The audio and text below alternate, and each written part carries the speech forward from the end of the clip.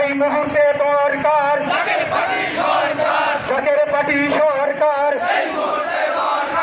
এই মুহূর্তে দরকার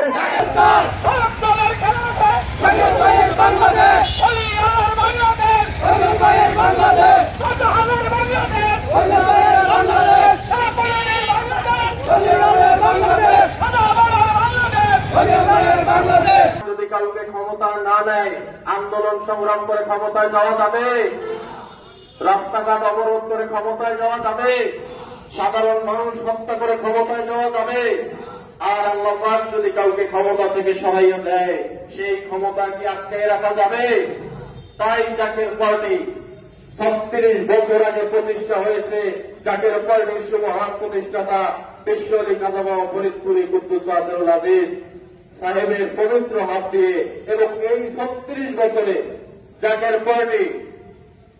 আজ পর্যন্ত কখনো কোনো অন্যায়, কখনো কোনো অবরোধ, কখনো কোনো মানুষের গাড়ি ভাঙচুর, কখনো কোনো মানুষের দোকানপাট লুটপাট, কখনো কোনো মানুষের যানবাহনে আগুন দেওয়া,